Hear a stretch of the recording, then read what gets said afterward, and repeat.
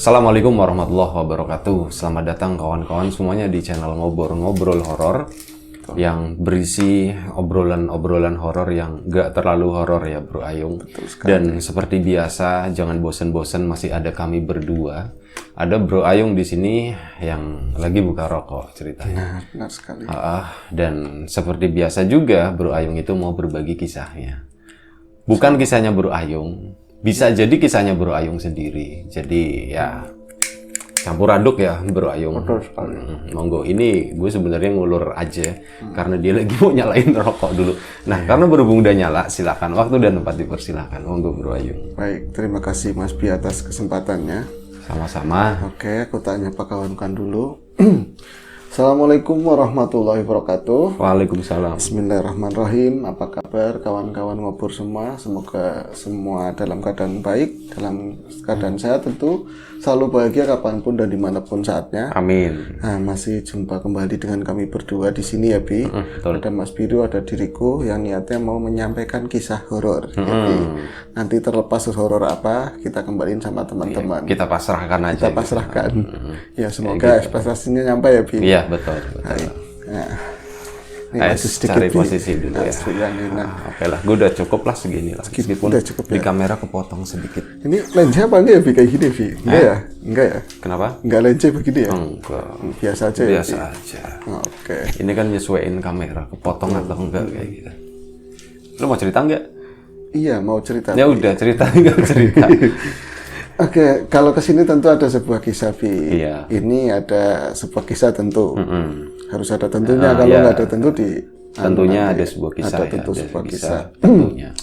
Kisahnya dari Mas Rudi Bi. Mas Rudi seorang kenalan. Tapi ya udah cukup lama nggak ketemu. Dia itu umurnya di atas usia aku jauh Bi. Tak kasih tanda jauh. Jauh gitu ya. Ya kan? Berarti bisa jadi 60 gitu ya. Enggak begitu, nggak dia nyampe. 46 tahun. Oh, 46 tahun ya. Enggak terlalu jauh. Lalu kan 45. Enggak, biar kamunya kalau jauh kan berarti aku sekitar 30 berapa, malah di 45. Iya. Itu mah deket sih. Nah itu, dia itu mau mengisahkan kisah. Lu keren dah, nanya gitu. Mas jenengan umurnya berapa gitu? Oh, saya 45 gitu kan. Setiap orang yang mau cerita password utama adalah umur, pekerjaan. Itu lu kayak dokter berarti. Iya. Kalau orang jual obat itu eceran, Mas, usianya umurnya berapa sih Mas? Gitu kan. Jadi ini ada sebuah clue yang memang harus diisi Bi, untuk kesini ke ngobrol Iya, itu. biar cerita lo harus dosisnya begitu. juga enak ngasihnya gitu kan. Iya benar dosisnya pas. Jadi dia itu pernah mengalami peristiwa horor tentu Bi. Cuman sekali-kalinya seumur hidup begitu. Tapi cukup yang membuat aku benar-benar ini Mas Ayung namanya mencurahkan semuanya lah, pikiran, perasaan, semuanya itu habis-habisan di situ. Begitu. Wah ini aku mulai geser kan pas dia ngomong kayak gitu. Emang lu tadinya jauh gitu atau tadinya deket terus menjauh gitu? Tadinya kan nggak terlalu ini kan, orang namanya ketemu, tak taunya dia itu nonton ngobrol, itu nonton apa horor. Lu langsung mikir, wow, duit nih gitu. Iya kan? Iya, jadi ya emang biasa ketemu ya kita harus respect sama teman, sama kenalan. Tapi karena ada embel-embel begitu, mendekatlah diriku. Tapi emosinya kenal udah cukup lama. Udah cukup lama, tapi nggak ketemu lama juga sih Bi, kayak gitu. Emang kenapa Mas? Mas Rudi ada apa begitu? Jenengan kan tahu Mas, sampai sekarang itu saya belum punya anak. Iyalah yang punya anak kan istri. Iya. Nggak bukan begitu Mas, katanya maksudnya kita semua, kita berdua belum memiliki momongan di umur segini, setua ini. Belum tua Mas, aku bilang masih kelihatan muda, dia juga orang yang lumayan punya kan, jadi lo bisa bilang belum tua karena umur lo nggak jauh beda gitu kan ya. Astagfirullah, bukan begitu Vi. Ya boleh deket juga nggak apa-apa, iya, nggak sama apa-apa. seumuran juga nggak apa-apa, it's okay. Yang penting paling sehat begitu ya. Amin. Nah itu istriku kan nggak jauh beda umurannya Mas, di usia 40-an tahun istriku juga belum punya anak.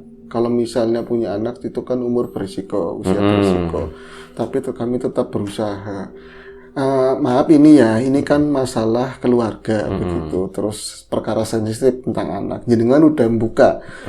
Tapi aku mohon maaf mau nanya, memang pernah hamil atau enggak atau pernah punya anak begitu? Terus tanya usahanya apa gitu. Oh ya kayak gitu terus mas tiap hari gitu. Ya enggak. Enggak ya. Iya, syukur kelihatan sehat semua, Bi. Kan waktu itu istrinya juga melodot di kaca mobil begitu. Oh, packaging juga, terus kelihatan buka sedikit, mana, HP-nya kayak gitu. Wow. Kepikiran nggak? Kenapa? Mau dibikinin nggak? Hampir. Terus. Itu terus terang Mas Ayung, kami itu selalu berusaha. Memang belum dikasih, namanya anaknya rezeki ya. Salah satu tujuan pernikahan adalah salah satunya yaitu berketurunan. Nah ini kami terus berusaha, tapi belum dikasih.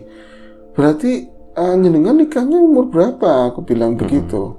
Ya aku masih umur 27, istri umuran masih muda banget, 21-an lah kalau nggak salah begitu. Itu kan usia produktif semua. Tapi ya tadi, waktu itu aku masih ikut mertua. Sebenarnya sih kalau rumah, emang apa sedianya aku sebelum menikah, udah bikin rumah. Dia itu bos kayu, Bi. Nah, dia lumayan mapan begitu ya.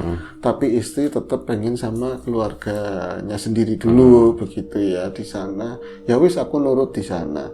Nah, setiap keluarga dengan nikah yang baik-baik tentu pengen mengharap anaknya cepat dapat momongan. Iya betul. Begitu. Ketiap ketemu orang, ketemu keluarga lagi, nggak ada orang yang nanyain kamu rumahnya berapa, mobilnya udah berapa, pasti anaknya berapa, begitu kan, momongannya berapa. Nah itu setiap ada pertanyaan kayak gitu itu buat sedih istriku, begitu. Karena memang dari awal menikah bukannya kita nggak berusaha, jadi usaha tuhir tetap, batinnya doa tetap, terus ke dokter juga iya. Kita sama-sama subur katanya, tapi selama 10 tahunan Bi tetap belum punya anak, Bi. Masih belum punya anak, kita belum masih dikasih percaya sama yang punya hidup gitu. Itu kita terus berusaha, walaupun istri nggak bisa menyembunyikan kesedihannya. Kalau aku kan lebih fun, ketemu di luar banyak orang begitu ya. Dia juga paling sering ditanyain sama keluarga. Itu alhamdulillah selama di tahun ke-10 istriku hamil begitu. Istrinya hamil tahun ke-10 berarti istrinya di usia 31-an 31 ya. Itu ya masih inilah masih pantas lah usia segitu, dan mau 40 mau berapa asal kita siap juga diterima begitu kan, karena itu ditunggu sekali. Ini kita rawat janin dengan baik, istriku dapat kabar begitu, aku aja setengah nggak percaya. Masa iya sih selama 10 tahun dengan begitu aja, tahu-tahu dia katanya, Mas aku positif begitu kan.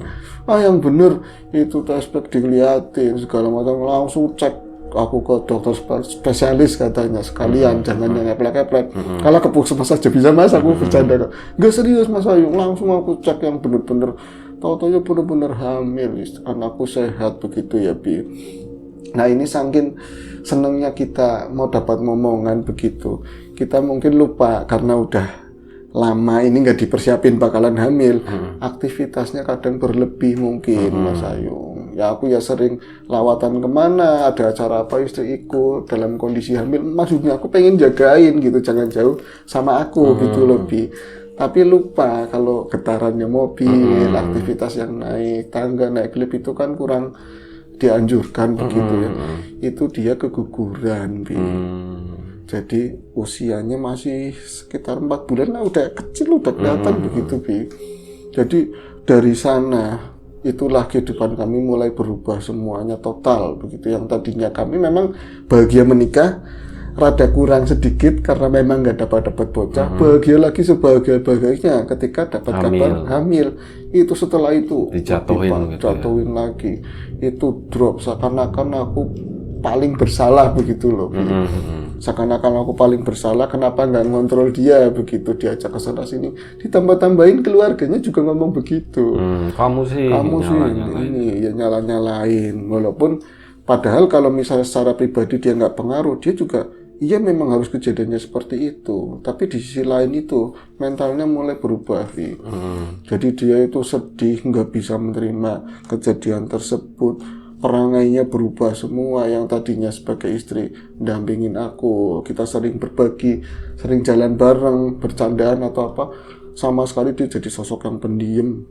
Istrinya pendiam total, bahkan nggak sama aku sama keluarganya. Dia murung, nggak mau keluar rumah sama sekali begitu, kecuali memang kalau hari raya itu harus sholat id, atau dia tetap Tapi ya kayak gitu Mas, mulai murung. Itu kejadiannya hampir mau 2 tahun setelah itu. Berarti ini kisah yang lalu gitu ya, Bi. Mau 2 tahun kayak gini. Tak bawa ke psikiater, takutnya tersinggung atau apa. Ya paling aku curhat-curhat sama orang yang tak percaya. Ini solusinya gimana? Semua udah tak upayakan, bahkan yang pakai mistik-mistik gitu ya. Tapi tetap aja nggak berubah. Wis akhirnya satu hari memang ada namanya kayak pabrik kayu cabang di kota lain begitu ya. Aku mungkin kalau ganti suasana, ganti tempat mungkin agak fresh, suasana baru, ini bakal jadi sesuatu yang beda buat istriku gitu ya. Pendekatan persuasif, ngomong dari jauh-jauh, kita pindah aja yuk, yang namanya Lisna istrinya. Ayo kita pindah aja ke sana, lebih adem, lebih gini. Siapa tahu di sana kita bisa. Jangan ngomongin hamil lagi, udah kayak gitu, udah pokoknya dia itu udah skeptis aja, udah nggak ini gitu kan. Tapi aku tetap nguatin, bahkan aku minta tolong sama keluarganya buat dorong istrinya biar cepet tetap ada kesempatan, ada semangat dan dia mau pindah sama aku. Itu dengan berat hati akhirnya kami pindah di sebuah tempat di bilangan Banyumas sana, katanya. Aku kan biasanya bilangan ganjil genap gitu kan. Ini bilangan Banyumas baru kayaknya. Baru itu bilangan selain Prima itu ada lagi. Iya kayak gitu. Penemuan baru. Itu isinya ngapak semua sih. terus. Nah itu pindah ke sana. Aku nggak mau detail tempatnya mana gitu ya, dan ini udah lama.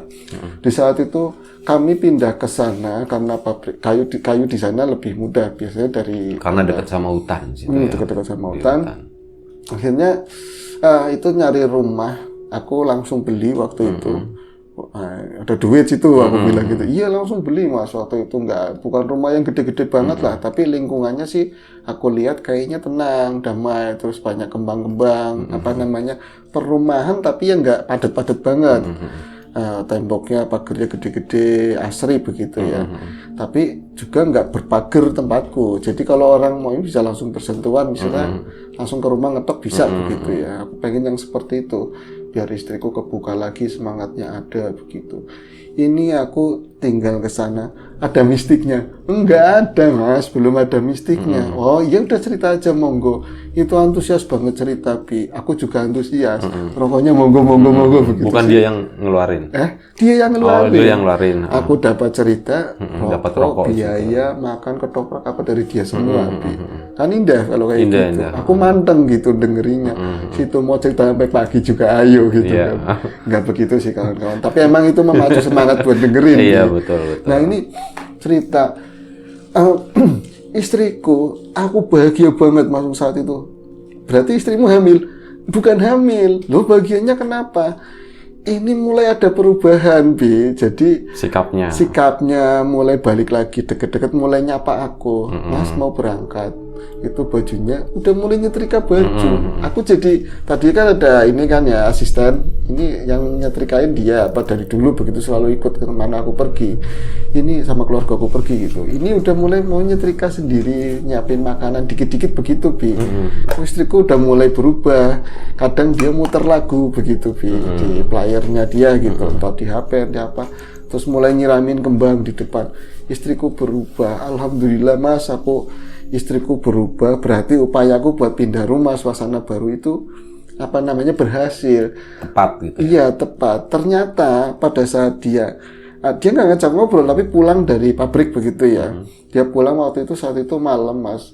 Aku pulang ke rumah, itu biasanya biar tak bunyiin, istri udah nungguin di depan pintu begitu ya. Itu aku disambut, dibawain tasnya, masuk ke dalam, Mas aku udah masak. Setelah makan-makan bareng, dia cerita. Aku sebenarnya pengen cerita lama loh, yang kata dia ngomongnya yang manggilnya begitu ke dia. Kayak dulu gitu, Bi. Kalau masih pacaran kan yang dia masih kayak gitu. Manggilnya masih mesra. Itu panggilan yang udah lama sekali nggak pernah terdengar, Bi. Waktu itu nyala-nyalain terus, Bi. Nah itu udah manggil yang lagi, mau cerita apa? Kamu udah berubah, udah senang banget. Ini kalau bisa, nah dia itu pikirannya positif, bisa hamil lagi nih kayak gini gitu. Kalau dia nggak trauma gitu kan, Bi. Ini cerita setelah makan, nongkrong-nongkrong di depan rumah, ngobrol-ngobrol, dibikinin kopi lah sama istrinya. Dia ngomong begini, Dulu inget nggak Pak, yang kalau lagi masanya aku keguguran, kok bahasnya itu lagi, udah mulai nggak enak kan si tadi Mas Rudi. Iya, aku inget, kenapa sih ngomongin itu lagi? Nggak apa-apa lagi ngomong kayak gitu, emang kenapa? Loh kok dia mulai fun, ngomongin kayak gitu biasa aja. Enggak, aku mau nanya itu tahun berapa ya? Ya, 10 tahun udah lama, pokoknya udah lama lah, 2 tahun yang lalu begitu. Tapi mau ngomong kamu jadi berubah begitu, dia nggak berani. Emang kenapa sih nanyain kayak gitu? Berarti kan kalau misalnya sekarang kita udah 2 tahun setengahan ya, 2 tahun setengah lebih. Berarti kalau anak kita jadi ya emang udah bisa jalan ya, yang ya udah bisa lari-larian walaupun nggak ini banget, kecil lucu banget ya. Iya emang udah jawabnya nggak enak. Ini mau ngomongin apa lagi gitu arahnya kan? kemana? Arahnya kemana? Enggak, kamu jangan prasangka dulu. Kamu tahu nggak, setiap hari itu ada bocah kecil main ke sini, tahu? Katanya begitu, Bi. Setiap hari bocah kecil yang mana? Anaknya siapa? Anak tetangga katanya. Itu kalau anaknya cewek cantik banget lagi, ngomongnya pinter, baik begitu, nemenin aku terus, tahu, nemenin ibu terus katanya, sering nemenin. Nah ini Mbok tahu nggak? Ya nggak tahu lah, dia mau urusannya di belakang, nggak boleh ikut campur. Di belakang dia juga kalau misalnya aku tak suruh pulang, kan rumahnya nggak jauh dari situ. Ternyata bantunya kalau udah nyuci masak dia pulang kayak gitu. Jadi nggak nginep ya? Dia nggak ngerti ada ketemuan sama ininya. Emang awalnya gimana? Ya kan aku biasa duduk-duduk di depan, bukan di depan rumah, tapi di ruang depan begitu ya. Mau ngapain, aku keinget terus peristiwa yang dulu. Itu kok ada bocah masuk ini, kan nggak ada pagernya, Bi. Nggak ada pagernya, ada bocah mainan nyari-nyari kupu gitu, Bi. Nyari-nyari capung. Siang hari, enggak, sore katanya orang udah asar. Udah asar, ada bocah kecil. Ih, lucu banget. Ngomongnya aja belum lancar katanya, Bi, tapi pakai baju-baju kayak princess begitu loh. Jadi kayak gitu, tupu, ngomongnya kupu tupu kayak gitu, Bi. Ih, anaknya siapa? Itu aku jadi keinget. Ini kalau anakku jadi itu segini. Itu akhirnya aku nggak mikir panjang lagi. Ini kan mesti anaknya tetangga ya, Pak ya, Yayangnya. Terus kamu ngapain? Udah mulai, ini mau ngapain? Mau ngadopsi apa gimana gitu kan? Apa pengen punya anak? Tapi siapa apa enggak? Itu enggak, aku buka pintu, tak sapa kan. Didi anaknya siapa? Kamu tuh cantik banget. Tak pegang-pegang, nurut sama aku, Pak, kayak gitu. Nah, sama aku yang terus nurut sama aku. Tak kasih jajan nggak mau sih, tapi dia mau minum air putih mau, katanya begitu. Jadi terus gimana? Maksudnya kamu mau cerita apa? Anak itu selama kita mau sebulan ini aku nggak terus terang itu sering main ke sini tiap hari.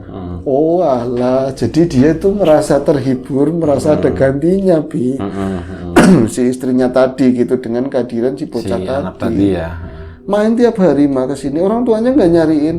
Enggak ya, Pak, itu bisa aja nggak nyariin. Anak sekecil itu, anak gede aja dicariin. Kadang katanya main jam 9 nih. Pagi. Pulang, iya pagi, nanti jam 11. Pokoknya jam-jam kayak gitulah dia pulang, tapi nggak mau dianterin. Nunjuknya rumahnya ke sana. Jadi di rumahnya dia itu pertelon begini ya. Ini dia paling pojok. Nanti ada jalan yang ke samping rumahnya dia. Itu nunjuk ke sana, kata ada rumah gede. Itu rumahnya dia sampai 2 rumah lah dari situ, Bi.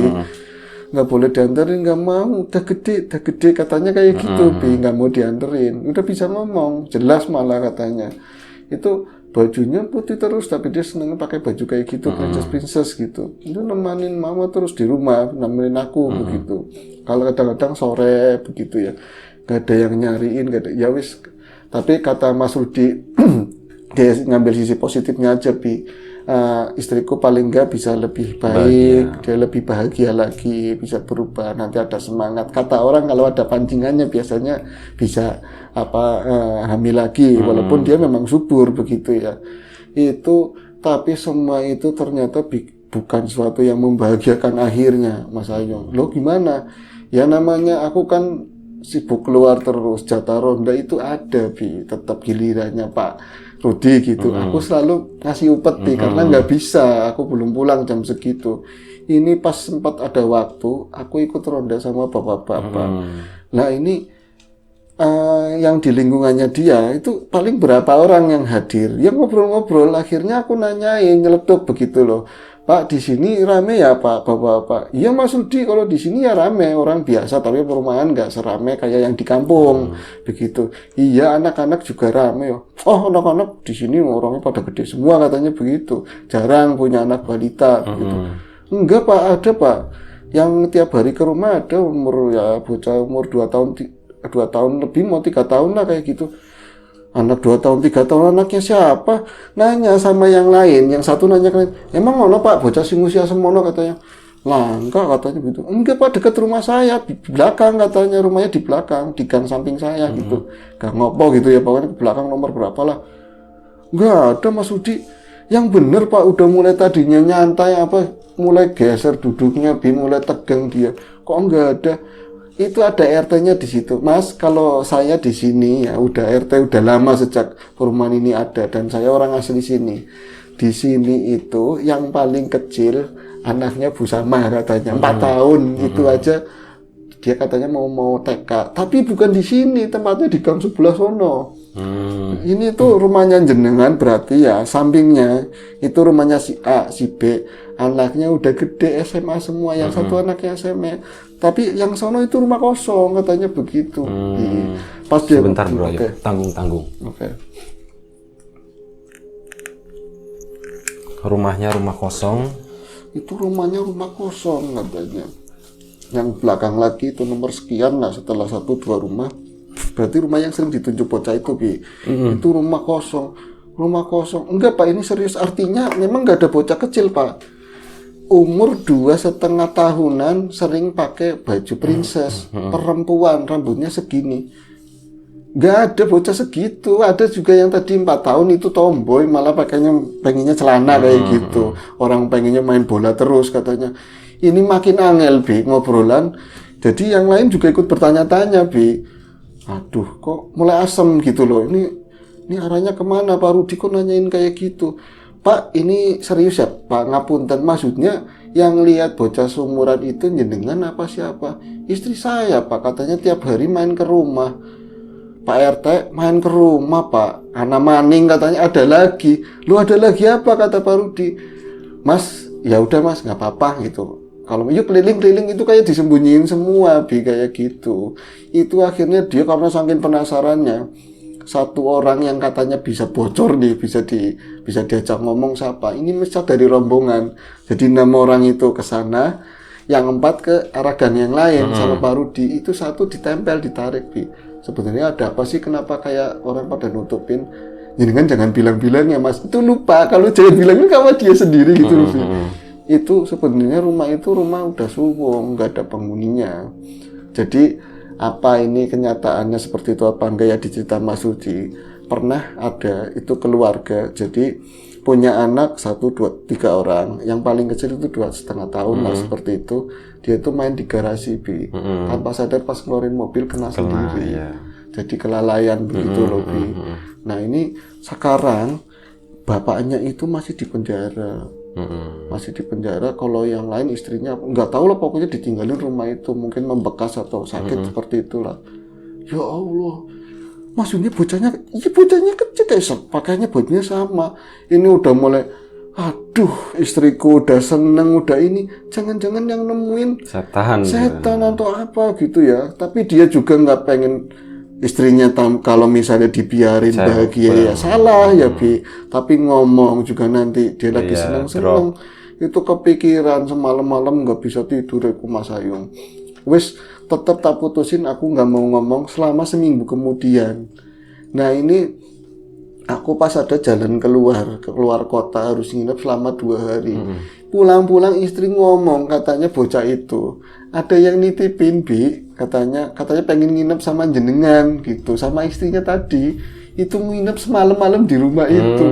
Aduh makin gak beres lagi. Terus ngapain aja Bu, ngapain aja mah di rumah, ya namanya bocah aku main-main seneng banget, malah mbok aja tak suruh libur kayak gitu Bi. Terus gangguin apa sih Pak, orang anak kecil itu nggak ngapa-ngapain Bi. Tapi pada saat cerita itu malam hari, jadi rumahnya itu modelnya ruang tamunya kecil begitu, ruang tengahnya yang lebar, kosornya kayak belas sampai belakang begitu. Dia ngobrol sama istrinya, bocah kecil itu ada Bi. Jadi pintu belakang dibuka begini ya, lebar semuanya, itu ada lampu kecil, maksudnya nggak terang-terang banget, downlight. Itu kelihatan sama Mas Sudi, Mas Ayung, gue sing seumur umur aku nembe buru setan katanya, nembe buru. Baru melihat namanya hantu.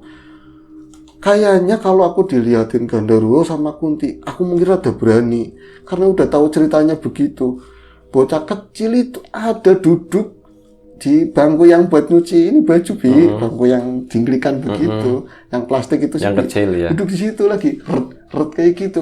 Jadi istrinya itu ngomongin cerita tentang lucunya bocah tadi kemarin nginep di sini. Pak Rudi ngadepnya ke sana, itu ngeliat bocah itu, kayaknya senyum-senyum seakan-akan, aku main di situ, lu gak ngerti, seakan-akan kayak gitu, Bi. Wah, takutnya aku kayak apa, tapi mau ngomong istriku bahwa itu bukan orang nggak bisa, Bi. Ini setelah itu kejadiannya, setelah itu aku tahu aku yang diteror terus. Jadi kalau misalnya aku kan pulang jam 10 malam, itu nggak ikut ronda kan karena mulai kadang-kadang sore begitu, Bi.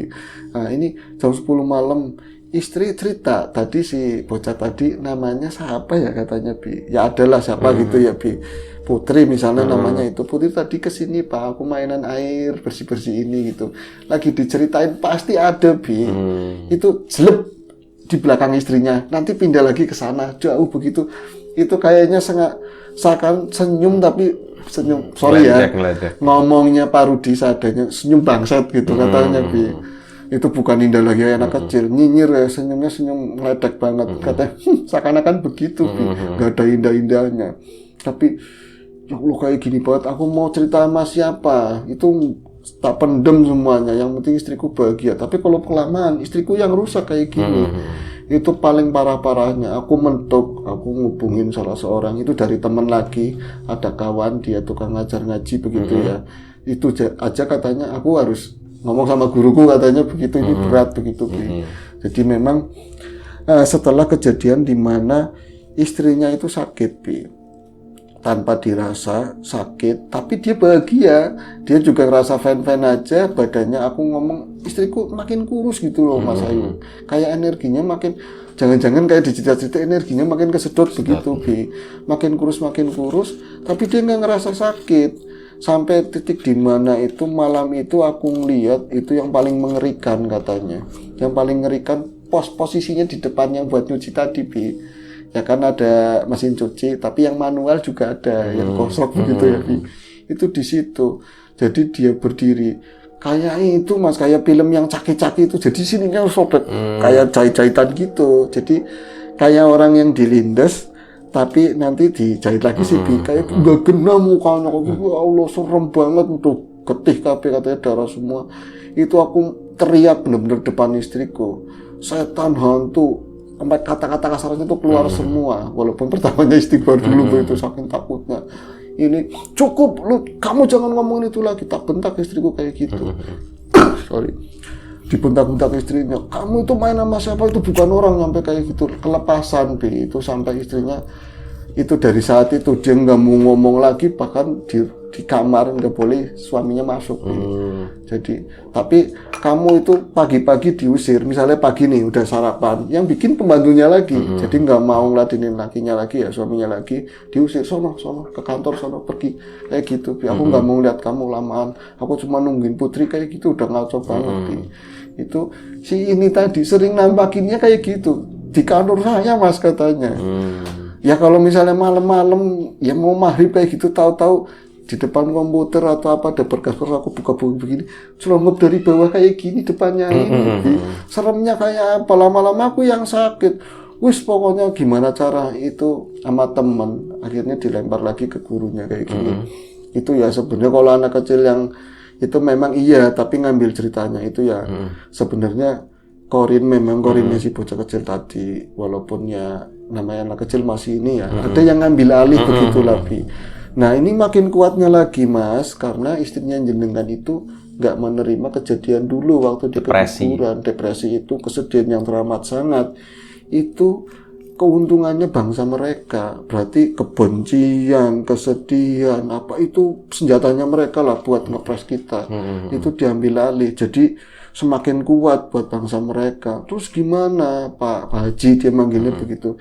Ya sampean doa aja, tetap istri ini sekarang kan dia makin parah, jadi sakit dogirnya tambah jadi, dia makin ceracau, dibawa ke pesantrennya itu, jalani pengobatan di situ. Nah terus gimana Mas? Itu sampai 2 bulan katanya, 2 bulan. Sekarang gimana?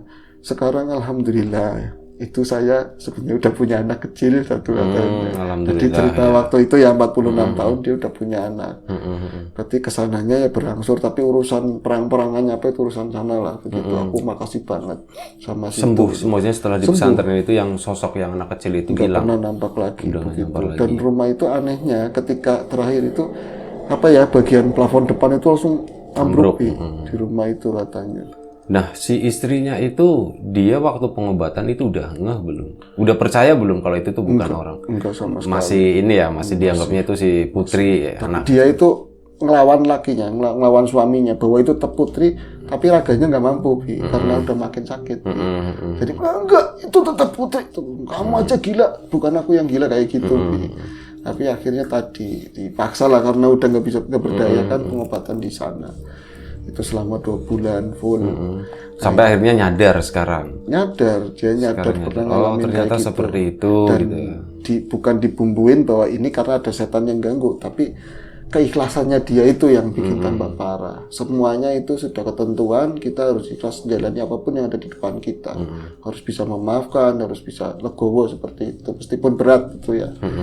Itu alhamdulillah punya anak, jadi 46 tahun, anaknya itu setahun kecil. Masih kecil ya. Ya itu tadi, itu ternyata ada di mobil disenderin. Aku nggak berani lihat kayaknya apa yang dengar ceritanya gitu gimana gitu kan. Habis pokoknya setahun berarti.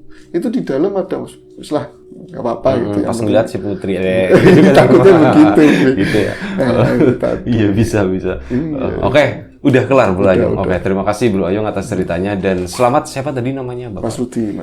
Mas Rudi, selamat ya, karena itu, ya. Udah dikasih momongan gitu ya. Selamat banget, apapun itu pasti ada prosesnya gitu, dan memang proses yang harus dilalui seperti itu kayak gitu ya.